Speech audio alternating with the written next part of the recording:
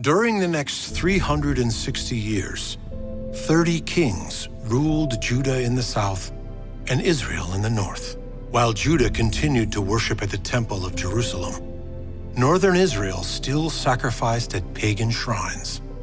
The priests of Jerusalem replaced the stolen vessels of Solomon's temple and continued to bring offerings to the God of Israel. The northern imperialist empires of Assyria and Babylon rose in power and marched against Egypt. A fractured Israel was caught between these battling forces. Before long, Assyria conquered northern Israel and took Judah as a client state. Assyrian culture soon infected the kingdom, and even the kings of Judah practiced taboo idol worship.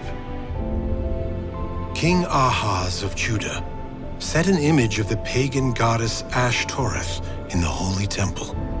The king emptied the temple of its remaining treasures and gifted them to Assyria. He then locked the doors, sent the priesthood away, and abandoned the temple altogether. The king's son, Hezekiah, was 25 when his father grew ill and took to his deathbed. How is he? Not long now. Mother, you shouldn't be here. I've waited 25 years for this day. I'm not going anywhere. Can you not try to forgive him in his last hours? What he has done is unforgivable. He's asked to be burnt publicly, with an Assyrian ceremony. No. Hezekiah, promise me you will give him a Hebrew burial. He may not have lived as a Hebrew, but he will be buried as one. He's gone. Long live the king. Long live the king. Ahaz was buried with little ceremony, just beyond the city walls. Husband, was it awful? It was like we were burying a criminal. Hardly anyone came. Mother made sure of that. Her hate for him was that great? Hephzibah, you don't know what she's been through. Her father was a priest. She was utterly loyal to God, and they married her to a pagan who placed abominations in the temple. That, and the affairs, the prostitutes, and... And what? I had a brother. I never knew him. Father had him put through the fire for Molech, a sacrifice to the Assyrian gods. He murdered his own son? Now do you understand her hatred? Hezekiah, you have the power now, the responsibility to undo his evil. I intend to. I'm going to begin with the temple. I'll reinstate it, purify it. The Passover festival comes soon. This could be a new start for Jerusalem, for Israel. Imagine this place in its prime. The priests all in white, the great fire of the altar, the golden glow of the menorah. There she is. Old Ashtoreth. We'll have it removed immediately. No. Destroy it. Destroy it all. The idols, the high places, the shrines, the pillars. I want these foreign gods eradicated. Across the country, the shrines and temples of the pagan gods were brought down in a wave of destruction. For so long, Israel has sacrificed at their local shrines. Now they will look towards Jerusalem once again. The true house of God was being repaired, its treasures restored. Hezekiah invited the remaining people of northern Israel to Jerusalem, and they came. For the first time in years, the festival of Passover would be celebrated in Jerusalem. For a moment at least, it seemed the kingdoms of Judah and Israel were reunited. Though Hezekiah worked relentlessly to revive the unity of Israel, it could not be ignored that his kingdom was still a client state to Assyria. Hezekiah would soon have to pay the Assyrian king tribute. I won't do it. My lord, see reason.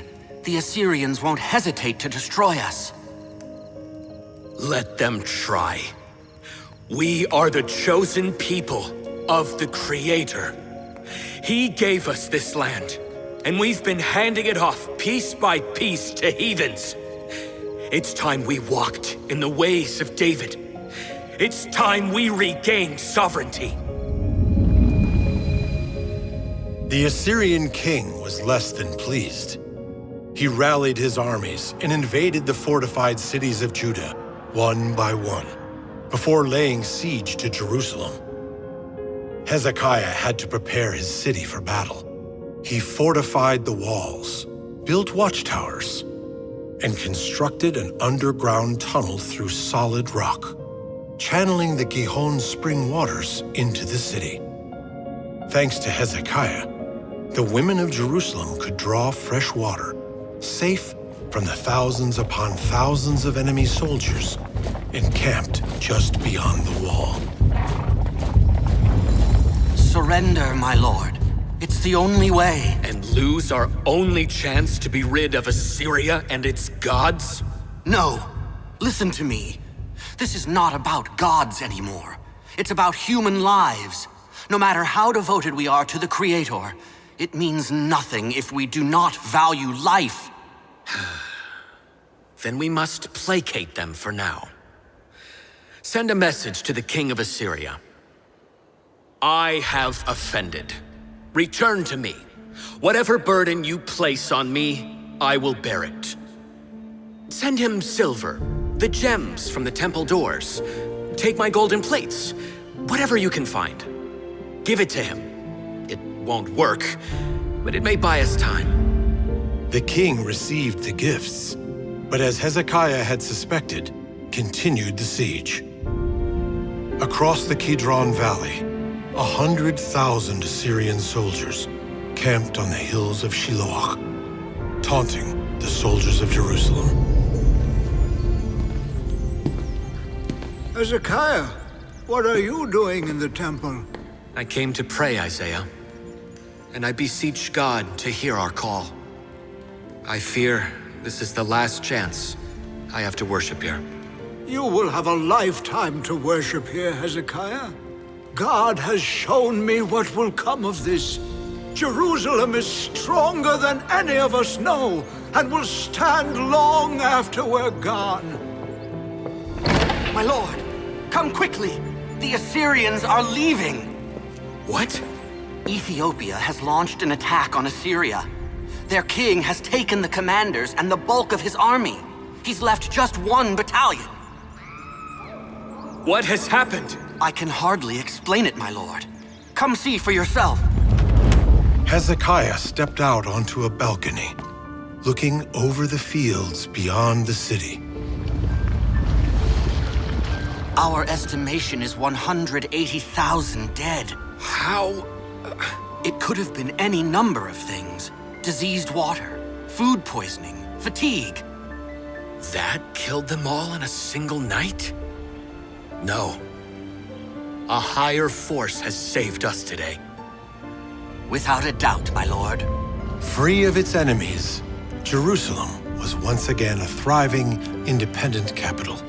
Refugees from the Assyrian attacks swarmed to Jerusalem, increasing the population. The kingdom of Judah began reclaiming land, its power restored, for the time being. Several years later, Hezekiah took ill.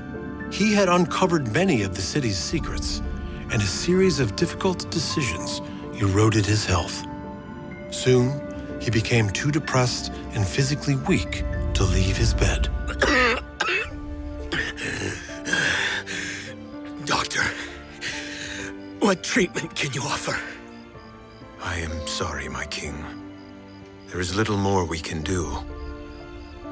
We will try to keep you comfortable. Eat what you can and stay warm. Your Majesty, you have a visitor. Isaiah? Is that you?